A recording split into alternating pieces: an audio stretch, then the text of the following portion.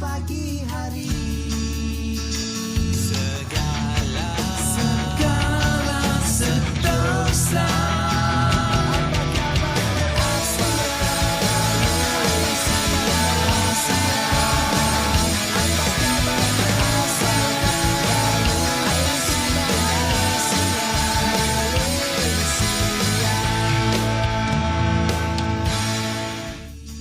Baik, suasana pagi yang sejuk, nyaman hari ini sebab kabarnya sudah pun berlaku hujan khusus di kawasan Lembah Kelang.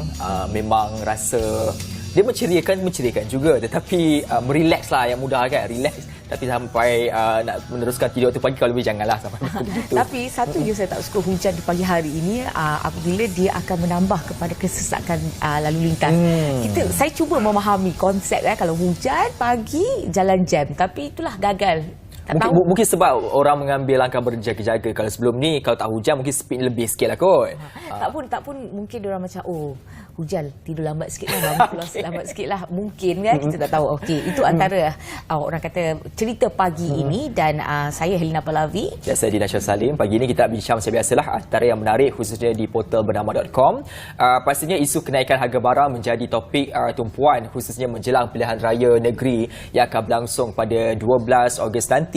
Ini menurut daripada individu yang bertanggungjawab memastikan isu tentang kepenggunaan di Malaysia ini sentiasa berada dalam keadaan terbaik, iaitu menurut menterinya sendiri, iaitu Datuk Seri Salahuddin Ayub yang merupakan Menteri Perdagangan Dalam Negeri dan Kos Sara Hidup, menyangkal dakwaan tentang isu kenaikan harga barang yang sering dimainkan oleh pihak lawan khususnya pihak pembangkang menjelang pilihan raya negeri ini.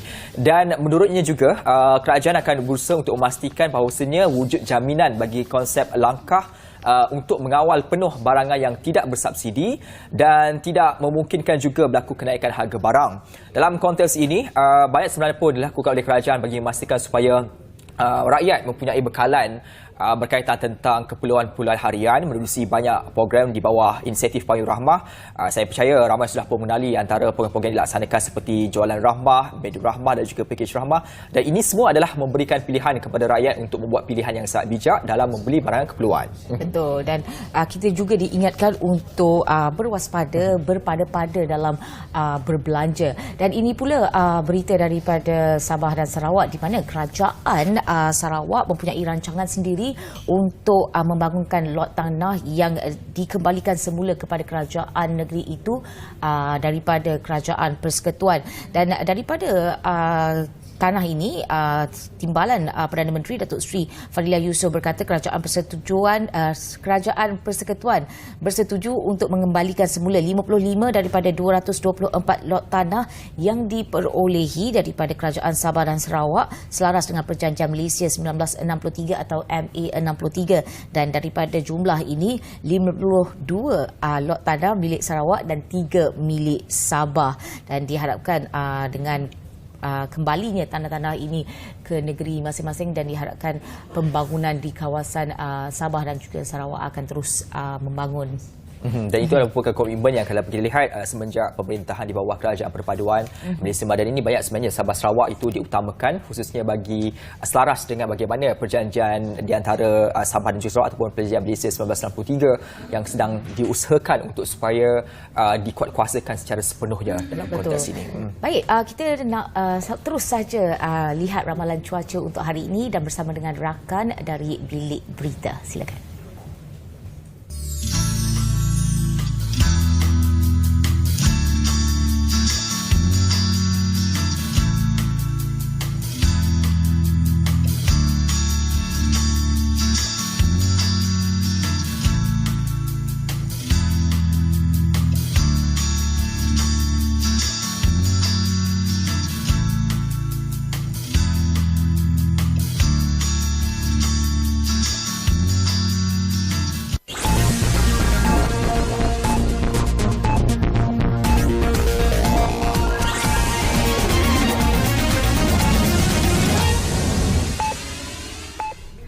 Assalamualaikum dan salam Malaysia Madani, bersama saya Nurni Samsila Osman dari Bilik Berita Baik. Kita teruskan dengan laporan utama berita. Perdana Menteri Datuk Seri Anwar Ibrahim akan mengemukakan bukti bahawa beliau telah menandatangani dokumen bagi penghapusan hutang peneroka Felda hari ini. Tegas beliau, sekiranya kelulusan itu dibuat olehnya, pengerusi Perikatan Nasional PN Tan Sri Muhyiddin Yassin perlu memohon maaf secara terbuka.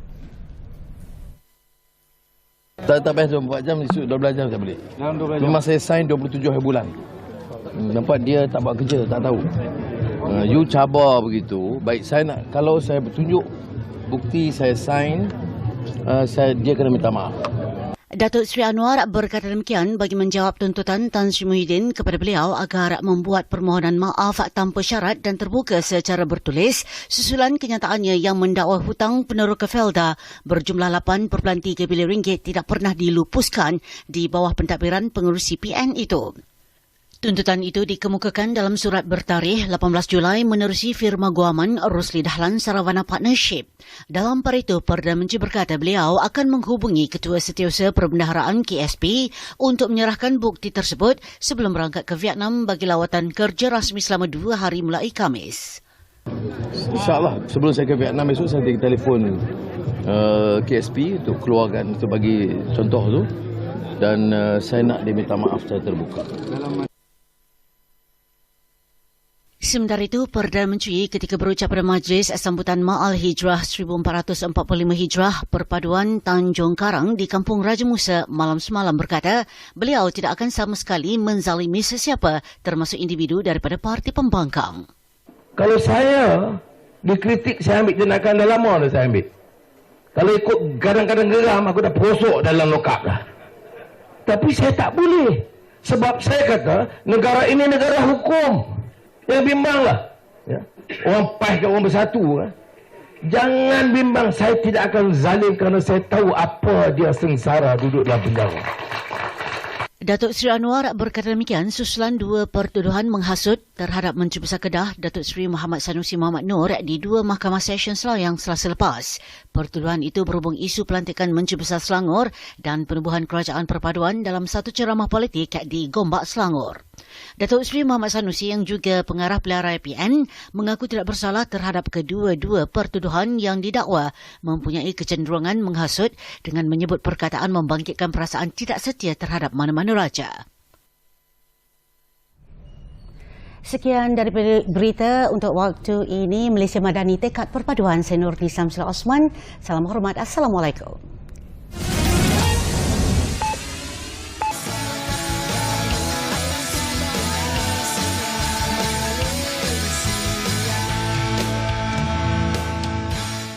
Bicara, hari-hari kita nak bercakap, hari-hari kita nak berkongsi maklumat, hari-hari kita nak berkongsi pendapat. Tapi kadang-kadang tu kita rasa macam kita dah terpaling betul. Terpaling betul, terpaling lawak dan kadang-kadang gurauan apa yang kita katakan ini mungkin menggembirakan kita, membuat kita bahagia, tetapi ia mungkin memberi kesan negatif kepada orang lain.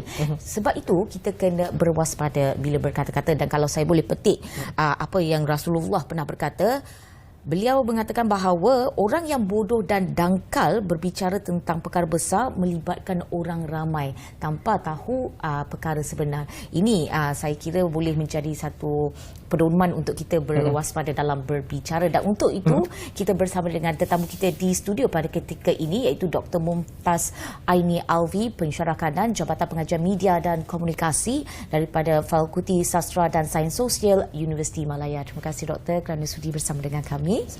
Baik, hari ini kita nak bercakap tentang dalam konteks bicara ini, kita nak skopkan lagi ke depan, ke dalam lagi dalam konteks media ni, memandangkan Doktor juga arif dalam bidang media ini, kerana kita melihat bagaimana peranan media yang memainkan peranan penting, yang berbicara juga dalam pelbagai platform, sama ada secara bidang cetak ataupun secara bidang elektroniknya.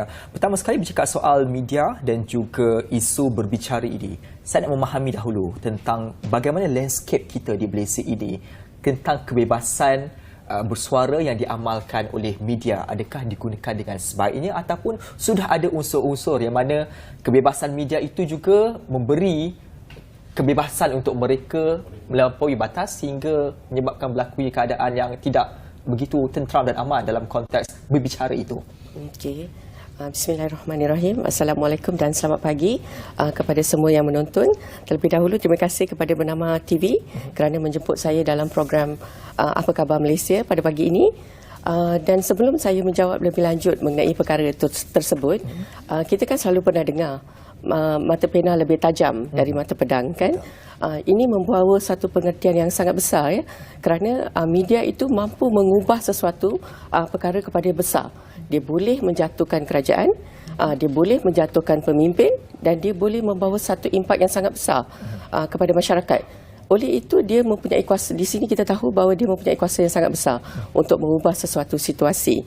Dan dalam konteks ini, kalau kita lihat dalam landscape politik ataupun dalam landscape media di negara kita, pada tahun ini indeks kebebasan media di Malaysia dia berada di ranking yang jauh lebih baik dari tahun-tahun sebelum ini, iaitu kita berada di ranking ke-73, ya, berbanding dengan tahun sebelum, tahun lepas mungkin 100 lebih, ya.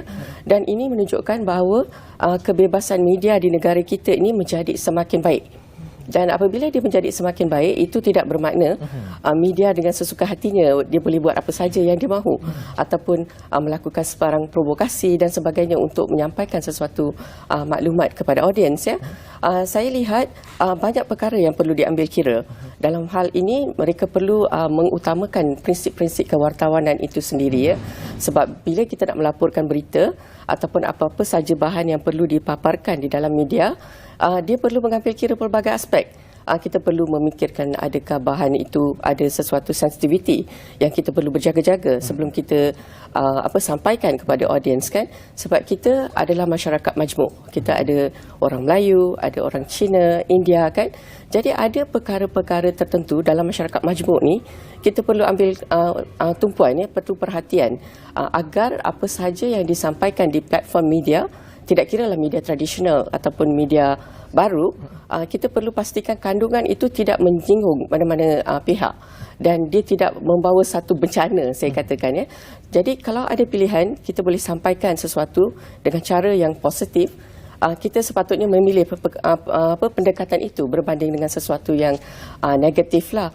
Dan selalunya saya lihat kalau dalam media ni sekiranya berlaku sesuatu perbalahan ataupun percanggahan pendapat, dia selalunya adalah berkisar tentang politik. Politik ni yang selalu akan menyebabkan berlakunya pelbagai perbezaan pendapat. Jadi mungkin juga isu-isu lain yang agak sensitif. Jadi pihak media dalam hal ini saya rasa mereka perlu memberikan satu perhatian yang khusus dan maklumat yang disalurkan itu mestilah dengan berhati-hati. Dan prinsip etika kewartawanan itu perlu didukung dalam setiap sahaja mesej yang mereka sampaikan di media. Baik, saya tertarik dalam konteks ini. Sekiranya satu media itu memberikan ataupun menyampaikan maklumat ataupun laporan yang barangkali wujudnya provokasi, boleh menceritakan provokasi, tetapi ianya bersandarkan kepada fakta yang jelas dan tepat, adakah salah bagi media tersebut melakukan jujur itu kerana itu adalah sebahagian daripada itipati dalam kandungan laporannya? Kadang-kadang mungkin cara penyampaian itu kena betul, ya, sebab kadang-kadang mungkin apa yang nak disampaikan tu memang perkara yang benar, tetapi apabila dilakukan dengan cara media ada pelbagai cara, mungkin ada setengah masyarakat penerimaan dia lain, ya, sebab kita tahu tahap literasi mungkin pendidikan setiap masyarakat tu berlainan, kan? Ada yang berpendidikan tinggi, ada yang kurang sedikit, kan? Jadi tahap penerimaan mereka tu kalau ayat-ayat yang berbentuk provokasi, mungkin mesej yang disampaikan untuk masyarakat, segelintir masyarakat dia faham, tapi untuk segelintir lagi masyarakat dia tak faham. Ya. Jadi dia boleh membawa salah maksud, ya. Sebab itu adalah penting, terutama sekali penyiaran, ya. Apabila mesej disampaikan, dia hendaklah disampaikan dengan cara yang mudah difahami oleh semua golongan masyarakat. Jangan sampaikan sesuatu yang boleh menyebabkan orang macam betul ke apa maksud mesej berkenaan, kan? Kadang-kadang media biasalah dia nak menarik orang untuk menonton rancangan tersebut, dia akan letakkan tajuk yang mungkin kontroversi sedikit ataupun supaya orang tertarik untuk menonton rancangan berkenaan, kan? Jadi perkara ini dia perlu dilakukan dengan berhati-hati kerana mungkin tidak semua orang memahami apa yang sebenarnya yang hendak disampaikan itu, sehinggalah mereka menonton rancangan berkenaan. Baik, Doktor, selaras dengan peningkatan indeks kebebasan media di Malaysia ini, ini. Namun sejak mutakhir ini kita dapat lihat media menjadikan platform sebagai satu wacana untuk menjatuhkan pihak tertentu daripada mencari solusi. Adakah ini baik untuk masa depan Malaysia dan kebebasan media? Sudah tentu kalau motifnya untuk menjatuhkan sesuatu pihak tu dia sepatutnya tidak berlaku lah, ya. Kerana saya lihat bila pendekatan ini digunakan, itu bermaksud mereka menggunakan pendekatan yang negatif, ya. Dan jelas dia mungkin melanggar etika kewartawanan itu sendiri, sebab ada prinsip-prinsip kewartawanan yang perlu diikuti, kan. Janganlah ada sesuatu unsur yang seperti berbau hasutan ataupun yang boleh mengelirukan, kan. Ini semua akan menyebabkan masyarakat terkeliru. Dan saya rasa apa yang perlu dilakukan, sebab kita apabila kita belajar tentang kewartawanan, kita selalu dengar 5W1H, kan. Apa yang nak disampaikan, siapa pihak yang terlibat, di mana benda itu berlaku, semua ni, kan. Itu adalah asas kewartawanan. Jadi dalam hal ini apa yang boleh dilakukan oleh pihak media dan juga media organisasi ataupun pengamal media, saya rasa mereka mungkin boleh menggunakan pendekatan kewartawanan konstruktif. Kewartawanan konstruktif ni dia bermaksud constructive journalism, ya. Itu bermaksud selain daripada kita melaporkan apa maklumat yang seperti biasa dilaporkan, tak kisahlah, kadang-kadang mungkin benda tu berkaitan sesuatu yang negatif, kan. Benda tu boleh dijadikan positif. Macam mana dengan cara selepas dilaporkan sesuatu insiden atau perkara atau senario yang berkaitan dengan sesuatu isu negatif itu, so what next, kan, apa seterusnya yang boleh dilakukan. Jadi dia buat laporan itu juga. Jadi apabila dia buat laporan seperti itu, dia ada seimbang. Maknanya ada yang positif dan juga apa langkah-langkah yang telah diambil untuk mengatasi masalah berkenaan. Sebagai contohlah, katakan dia highlightkan sesuatu yang buruk tentang kerajaan, kan. Pada masa yang sama, okey, dia laporkan juga. Selepas laporan itu dipaparkan di media, apa pula yang dilakukan oleh kerajaan untuk mengatasi masalah berkenaan. Dia dapatkan pandangan daripada mungkin rakyat, kan. Jadi dia buat satu laporan yang komprehensif. Jadi daripada situ saya rasa dia telah cover. Maknanya perkara yang negatif itu telah di-cover dengan sesuatu yang positif, ya. Dan adalah sangat penting, ini sangat penting, ya, media jangan sesekali menjadi batu api, ya, sebab dia mempunyai satu potensi yang besar untuk memberi satu mesej yang bahaya kepada orang ramai sekiranya tidak dibuat dengan berhati-hati. Baik Doktor, dalam konteks pelaporan sebagai media, adakah media ini perlu menjadi be truth ataupun be neutral? Dua-dua. Bagi saya dua-dua adalah penting, ya, sebab sebagai penyampai pengamal media, mereka sudah tentu untuk menyampaikan apa yang betul tu sememangnya menjadi salah satu daripada etika kewartawanan, kan. Betul. Dan pada masa yang sama, neutral tu maknanya tidak berpihak kepada mana-mana, kan. Kadang-kadang mungkin ada setengah media dia berpihak sedikit, kan, terpaksa berpihak. Jadi kalau boleh, dalam landscape media yang sepatutnya, dia sepatutnya kenalah berkecuali. Maknanya dia memberi laporan yang seimbang. Macam contohnya, macam saya cakapkan tadi, indeks kebebasan media di Malaysia telah meningkat baik, kan. Kalau dulu, mungkin dalam media arus perdana, sebagai contoh adalah sukar untuk mereka menemu bual daripada pemimpin pembangkang ataupun mendapat reaksi daripada parti-parti pembangkang, kan.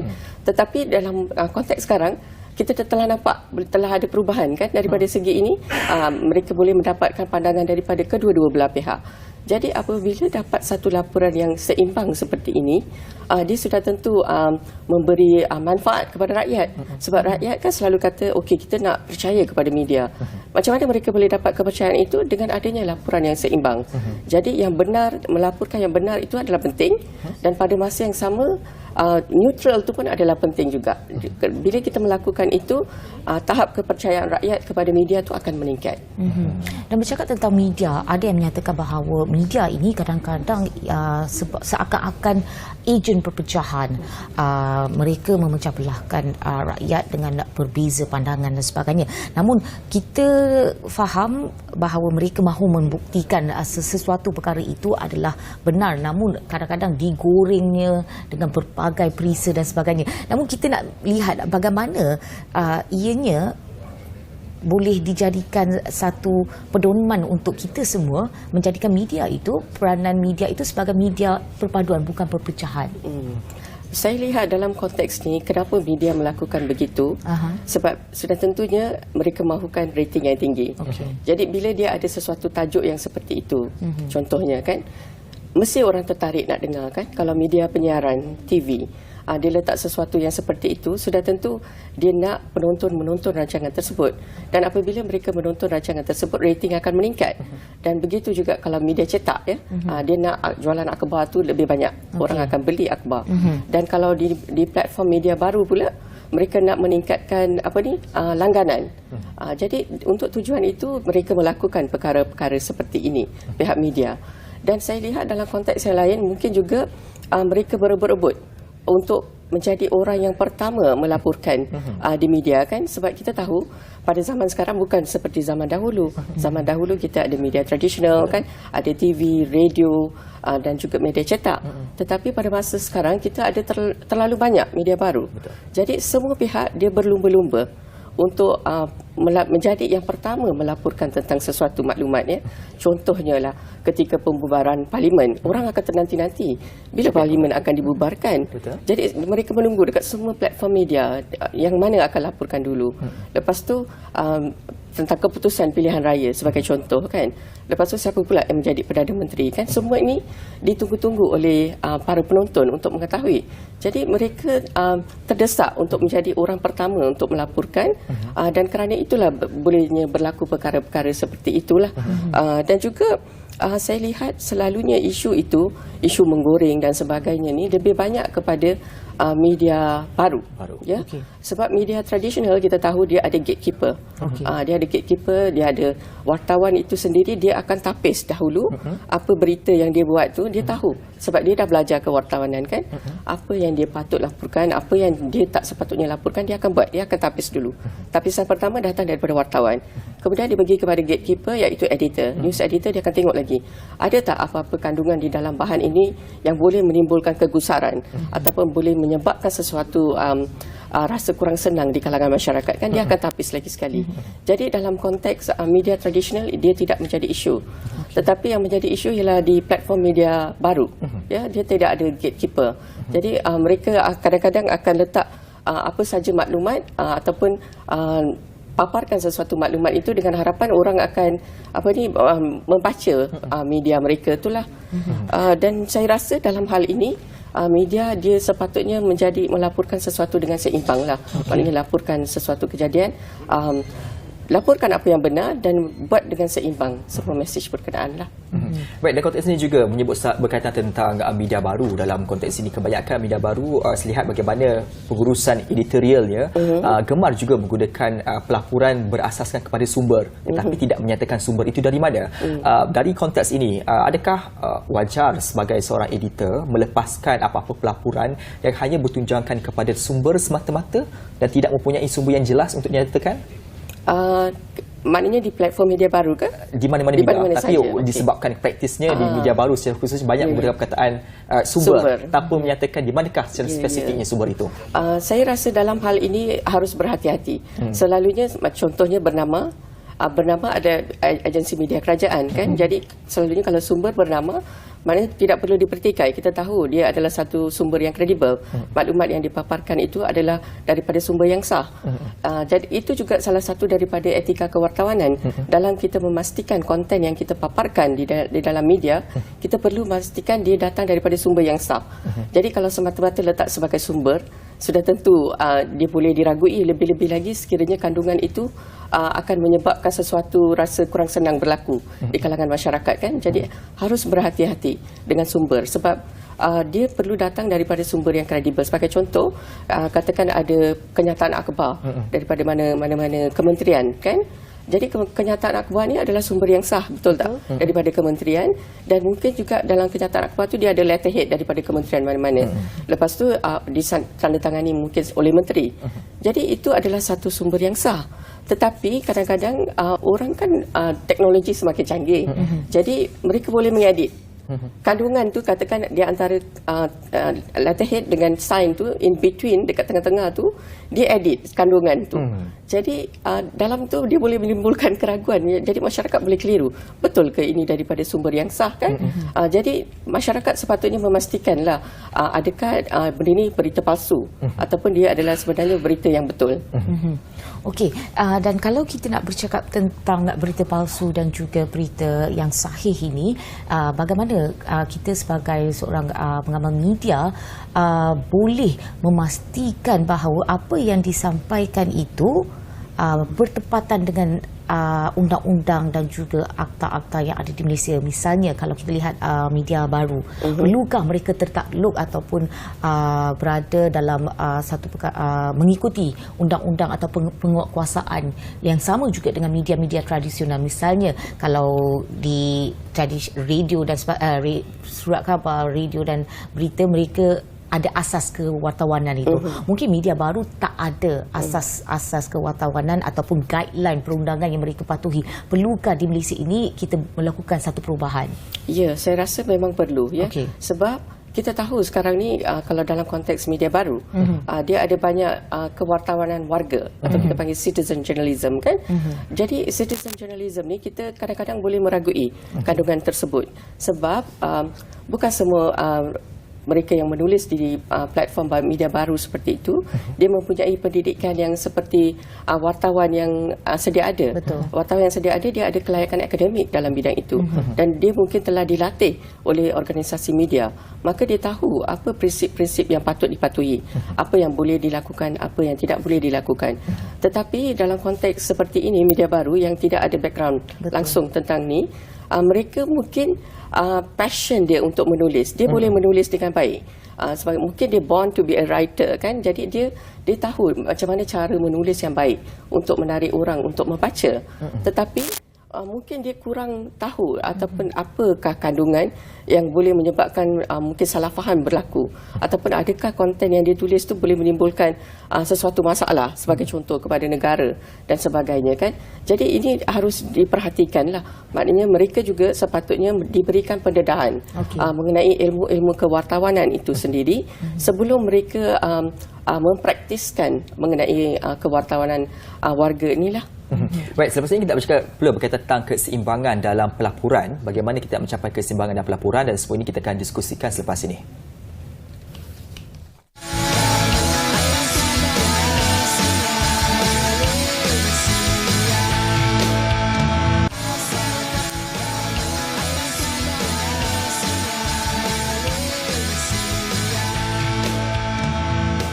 Baik, tadi saya gantung dulu berkaitan tentang isu keseimbangan dalam pelaporan. Saya nak bercakap secara realitinya. Di media ini, kita tidak boleh lari daripada perkataan media buy, kerana itu adalah salah satu perkara yang menjadi kelangsungan bagi suatu agensi media itu untuk meneruskan kelangsungan operasi mereka. Tidak boleh tidak, mereka perlu juga menjual beberapa slot kepada mana-mana pihak dan tidak boleh terbatas kepada satu pihak tertentu saja. Dalam konteks ini, kawasan ataupun agensi ataupun persatuan politik juga tidak lari daripada membeli media buy ini. Bagaimana sebagai agensi pemberitaan secara khususnya untuk meimbangi antara keperluan memenuhi tugas mereka selaku penyedia yang memberikan, ialah sebab kita ada pelanggan, masa sama juga untuk memastikan supaya pelaporan kita itu tidak ada keadaan bias ataupun menyebabkan mana-mana pihak tertentu saja. Ya, yang ni agak susah sikit nak menjawabnya, ya, sebab sudah pasti kalau contohnya sebagai jika kita media kerajaan kan, sepatutnya kita melaporkan sesuatu yang pro kepada kerajaan, betul tak? Jadi pada masa yang sama, kita kena tengok siapa stakeholder kita kan.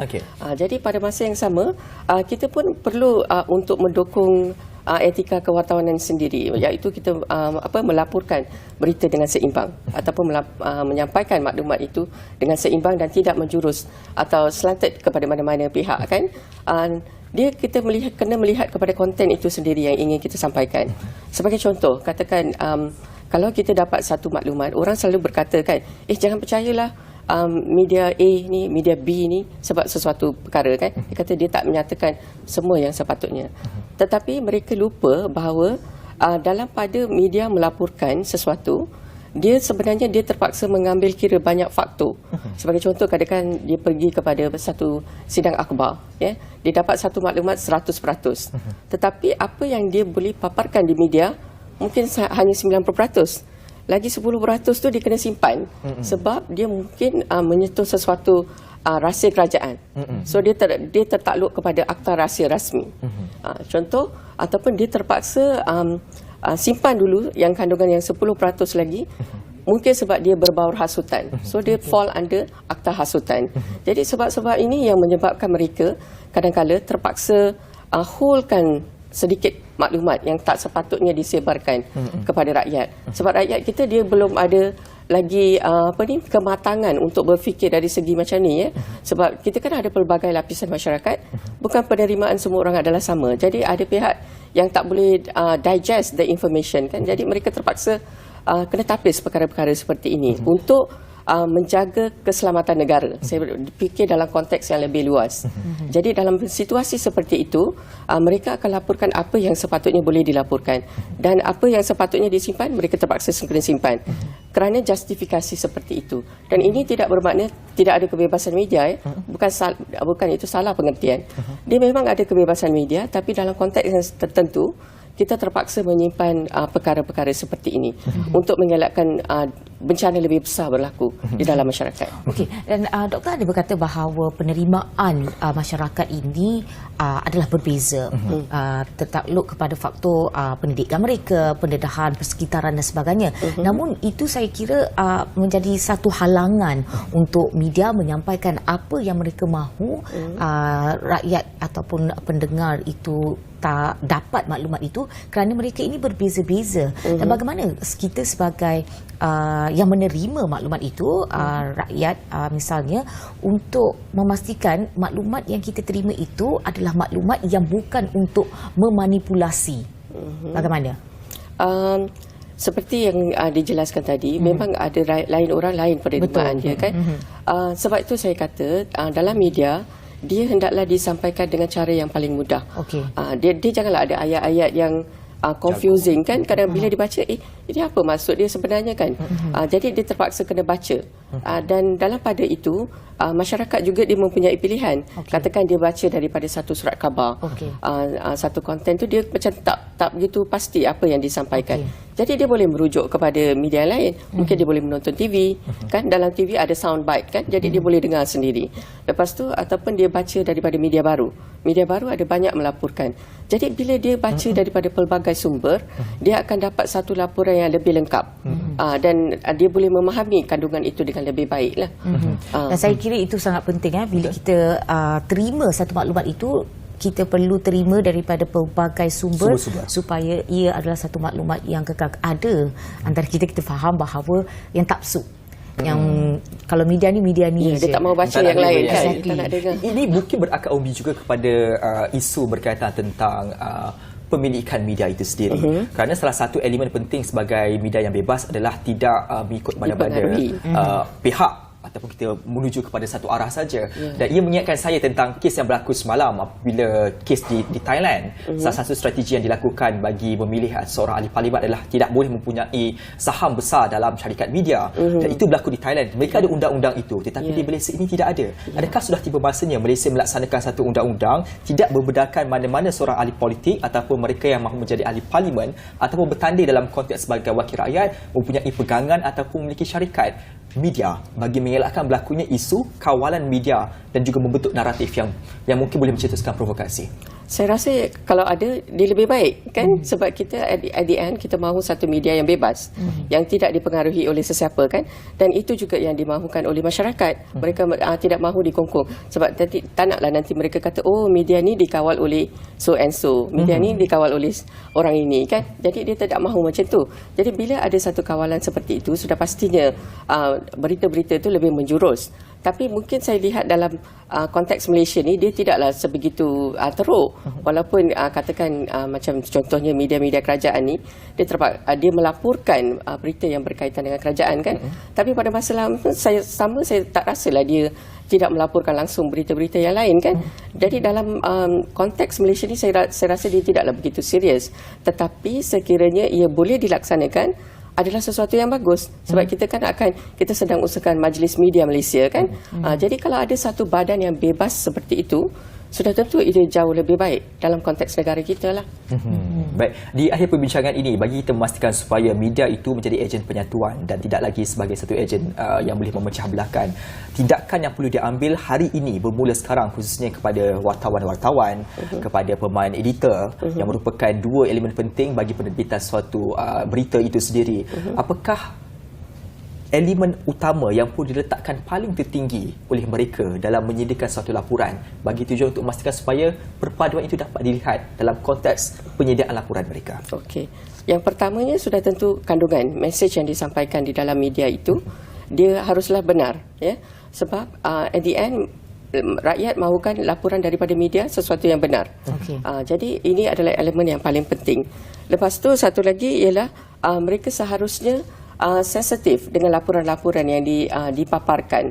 Walaupun katakan dia memaparkan sesuatu laporan yang benar, sudah tentu dia kena ada dari sumber yang ada kredibel. Maknanya daripada sumber yang sah, ya, baru boleh dipaparkan. Dan pada masa yang sama dia juga harus sensitif dengan isu-isu yang dipaparkan di dalam media.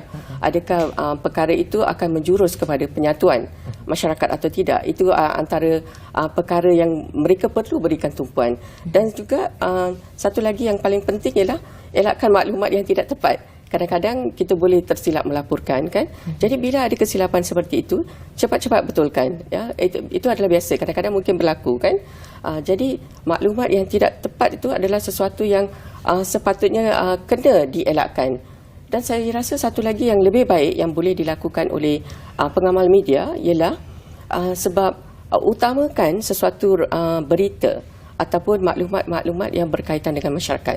Ya, sebab media ni dia menjadi orang tengah antara kerajaan dan juga rakyat. Jadi utamakan berita-berita yang berkaitan dengan masyarakat. Kita lihat kebelakangan ini media banyak dimenang anugerah kerana mengetengahkan masalah-masalah masyarakat. Ya, dia mengetengahkan masalah masyarakat. Lepas tu bila dipaparkan ke media, itu akan mendesak golongan yang government, contohnya kerajaan kan, untuk melakukan apa yang mereka boleh lakukan untuk atasi masalah berkenaan. Jadi di sini media ni dia telah memainkan peranan untuk membantu rakyat kan. Itu yang sepatutnya mereka patut lakukan. Jadi apabila perkara ini dilaksanakan, ia tentunya akan membuat masyarakat gembira, betul tak? Sebab masalah mereka diatasi dan ini secara tidak langsung akan menjadi penyatuan kepada di kalangan masyarakat lah. Saya rasa sangat mesej terakhir itu apabila media perlu melaporkan sesuatu yang memberikan dampak kepada masyarakat, yang akhirnya memberi pulangan pula kepada masyarakat itu sendiri. Betul. Dan itu saja yang dapat kita kongsikan untuk topik kita hari ini bersama dengan tetamu kita, Dr. Mumtaz Aini Al-Livi daripada Universiti Malaya. Dan ingat, kalau anda tak tahu apa untuk diperkatakan, diam lebih baik. Dan kita berehat seketika, kembali selepas ini.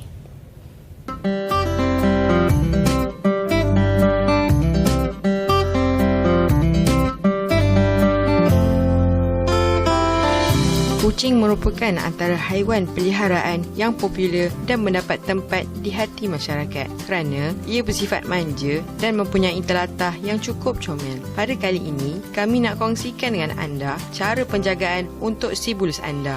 Susah ke nak jaga kucing ni? Apa kata, jom kita dengar perkongsian daripada pakar penjagaan kucing. Hai, saya Aisyah, Cat Care Consultant dari Rockies Cat Club. So, hari ini kita akan tunjuk cara penjagaan kucing. So, untuk kucing yang sihat, untuk penjagaan macam grooming, mandi, biasanya sebulan sekali dah cukup. Kalau you guys perasan dekat telinga macam emat yang teruk, boleh 3 kali seminggu lah untuk korek dan cuci telinga dia. Untuk korek telinga tak perlu hari-hari sebab telinga kucing sangat sensitif. So, kalau boleh 3 kali seminggu dah cukup. So, untuk kucing yang baka bulu pendek, biasanya mandi sebulan sekali lah untuk kucing yang sihat. Tapi kena selalu tengok sekiranya ada kutu. Kalau yang kutu betul-betul teruk, kita boleh mandi sehingga 3 kali seminggu untuk kurangkan kutu dan telur kutu yang paling penting. So kalau boleh kucing yang berkutu contohnya, kena spray lah. Boleh spray bahagian carrier dia, tempat yang dia selalu duduk supaya telur kutu mati dan kutu dekat badan dia pun boleh jatuh. Biasanya untuk cek kucing ni, kita perasan bahagian telinga dululah sebab dia bahagian atas sekali. Untuk bahagian telinga, macam saya kata tadi, Untuk yang ada ear mite, boleh 3 kali seminggu cuci. Untuk kuku, kena selalu tengok kalau panjang ke, pendek ke, ada setengah kucing, tumbesaran kuku dia sangat cepat. Kalau macam Talia ni, kita akan cek macam 3 kali lah sebulan. Kalau cepat, sebab untuk macam Talia dan kucing-kucing dekat Rockers Cat Club, dia ada sangat ramai. So, untuk elakkan, dia orang akan scratch each other atau terlekat dekat selimut dia ke. Jadi, dia kena sentiasa kuku yang pendek. Terutama kucing yang ada ear mite kena sentiasa pendek supaya dia tak cakar kuku dia sehingga luka dan menyebabkan infeksi pada telinga dia. Saya harap dengan tips yang saya bagi tadi semoga bermanfaat untuk semua pencinta kucing di luar sana. Bye-bye. Bye-bye from Talia and Rockers Cat Club.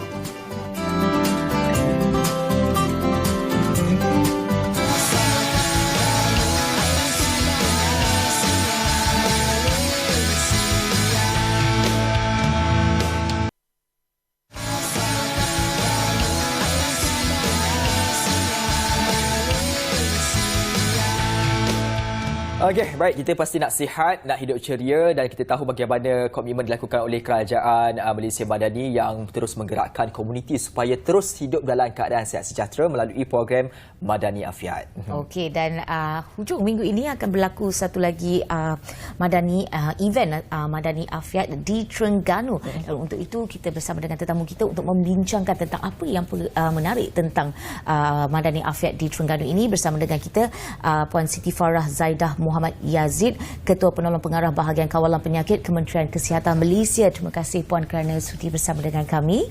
Okey, mungkin sebagai pembuka bicara kita nak ceritakan apa yang ditawarkan untuk Madani Afiat di Terengganu ini.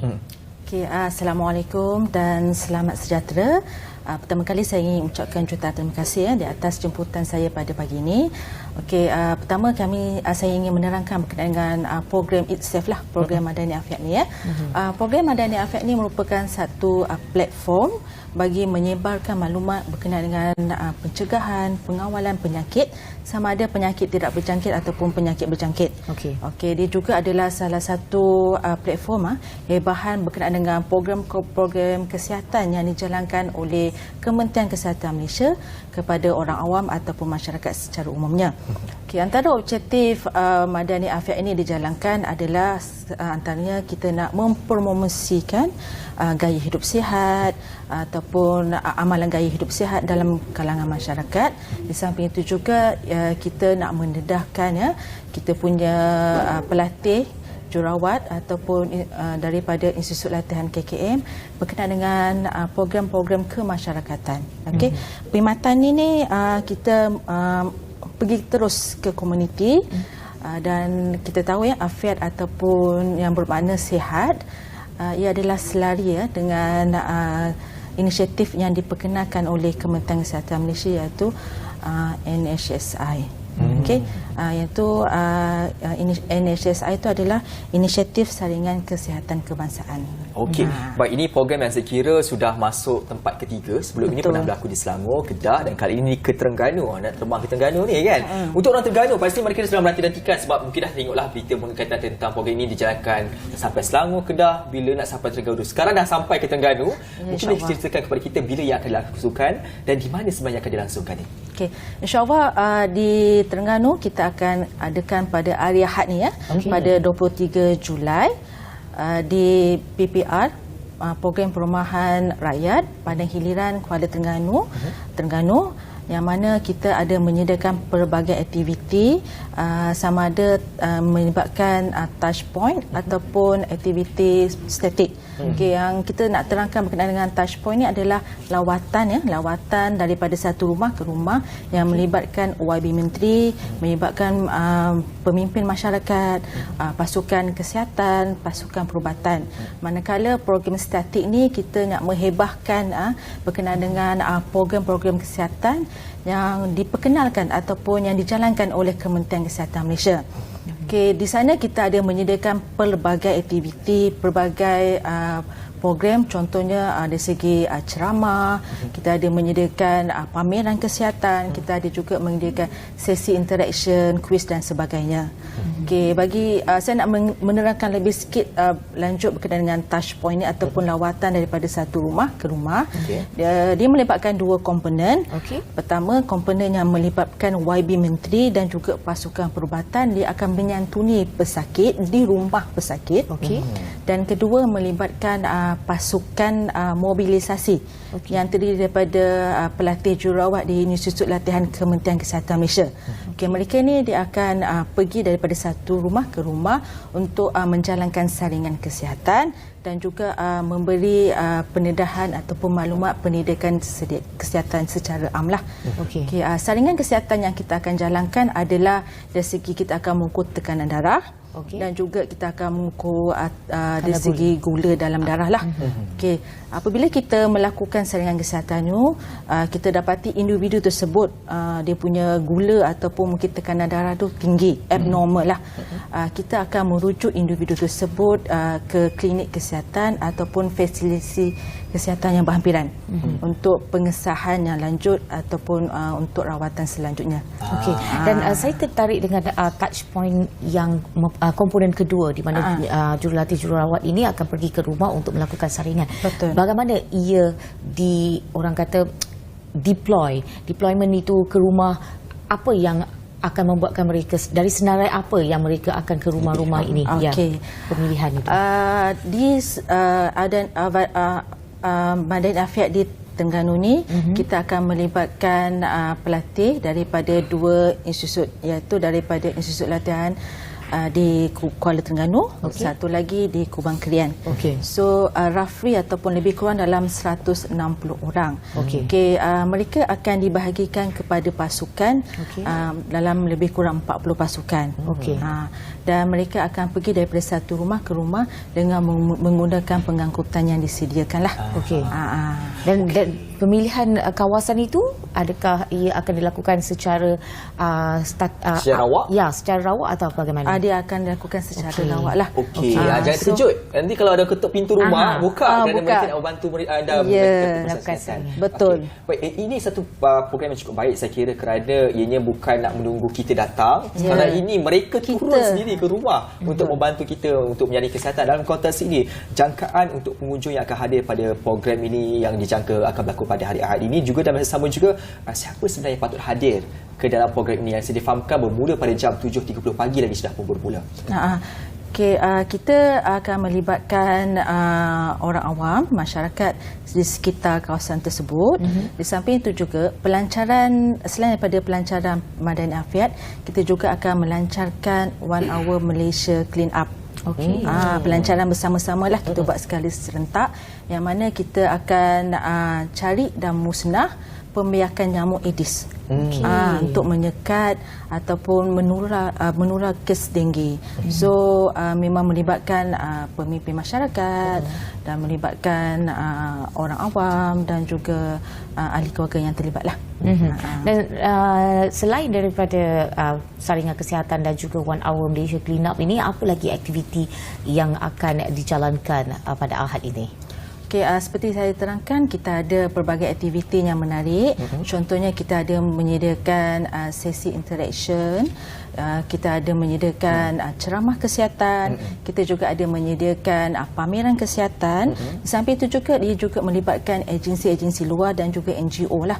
Maknanya bukan melibatkan Kementerian Kesihatan Malaysia saja, dia melibatkan daripada agensi yang lain untuk terlibat secara langsung dalam program ini. Tadi kita ada sebut tadi kan, nak pergi ke rumah Sarawak, nak ketuk kan. Ni nak takutlah, kok kita ni takut nak buka pintu kan, sebab takut nak kena saring pun risau juga. Tapi mungkin boleh terangkan kepada kita tentang sebenarnya kenapa wujud keperluan untuk kita buat saringan kesihatan supaya mereka terdedah. Nanti kalau ada jururawat ketuk pintu tu, betul lah buka pintu, jangan kunci je cakap tak ada orang kat rumah kan. Kenapa kita perlu lakukan saringan kesihatan ini? Seperti yang kita tahu, penyakit tidak berjangkit ataupun NCD, contohnya saya bagi yang senang lah, diabetes ataupun hipertensi, kolesterol, hiperkolesterolmia, kanser adalah satu penyakit yang kronik. Dan ia biasanya tidak menunjukkan gejala pada peringkat awal. Okey. Di Malaysia, NCD menyebabkan kematian pramatang iaitu lebih kurang 72%. Dan juga menyebabkan beban penyakit lebih kurang 76%. Kematian pramatang tu bermakna seseorang tu meninggal sebelum berumur 70 tahun. Okey. So melalui saringan kesihatan ni kita boleh mencegah dan juga merawat dari segi komplikasi. So macam saya bagi contoh, kalau seseorang tu mengalami diabetes, so dia ada banyaklah komplikasi diabetes, contohnya masalah buah pinggang, renal ataupun masalah stroke, jantung, kebutaan retinopati. So melalui rawatan awal ataupun intervensi awal, kita boleh mencegah dan merawat komplikasi-komplikasi tersebut. Dan bercakap tentang NCD ni, kita nak tahu juga tahap keseriusan NCD dan di Malaysia ini dan kos yang telah dikeluarkan oleh kerajaan untuk merawat penyakit-penyakit yang ini. Kita sebenarnya ada menjalankan Kementerian Kesihatan Malaysia di bawah IKU, Institut Kesihatan Umum, menjalankan kajian yang melibatkan peringkat kebangsaan di komuniti lah, yang namakan dia NHMS, National Health Morbidity Survey. Kajian ni kita nak melihat prevalence penyakit, terutamanya penyakit NCD, yang mana kajian ni telah dijalankan bermula pada 1968. Dah lamalah kajian tu. Pada waktu ketika tersebut, kajian tu dijalankan setiap 10 tahun. Tapi disebabkan Kementerian memikirkan perkara data ini adalah perlu dilakukan lebih kerap. So semenjak 2011 kajian itu dijalankan setiap 4 tahun. Dan kajian yang terkini yang kita dah ada, data dia adalah pada tahun 2019, NHMS 2019. Berdasarkan hasil kajian tersebut, mereka yang menghidap prevalence diabetes dalam kalangan dewasa yang berumur 18 tahun ke atas adalah lebih kurang 30%. Diabetes 3 daripada 10 orang. Untuk itu yang hipertensi. Untuk yang diabetes 18.3, untuk yang kolesterol, masalah hiperkolesterolmia lebih kurang 18. Untuk masalah obesiti ataupun berlebihan berat badan dalam lebih kurang 50%. Maknanya kalau kita katakan 1 daripada 2 populasi dewasa mengalami masalah obesiti ataupun berlebihan berat badan. So kita tahulah apabila seseorang itu mengalami masalah obesiti ataupun berlebihan berat badan, dia akan meningkatkan risiko penyakit. Sebab itulah perlu melakukan saringan kesihatan lebih awal, sebab ia seperti disebutkan tadi, Puan sebutkan bahawasanya ia tidak menunjukkan gejala-gejala secara besar, tetapi ia perlu dilakukan daripada kadar segera melalui saringan tadi itulah. Betul. Baik, kita nak menutup kirai bagi dalam konteks ini, dan saya pasti harapan itu ada di peringkat Kementerian Kesihatan bagi memastikan supaya semua rakyat Malaysia ini sihat sejahtera kan, dan ianya bermula daripada program seperti ini. Mereka perlu turut serta, dan untuk program yang akan berlangsung di Terengganu ini, harapan daripada Puan sendiri supaya pelibatan masyarakat itu kalau boleh semua wajib datang. Kena pastikan kesihatan dahulu berbanding perkara yang lain.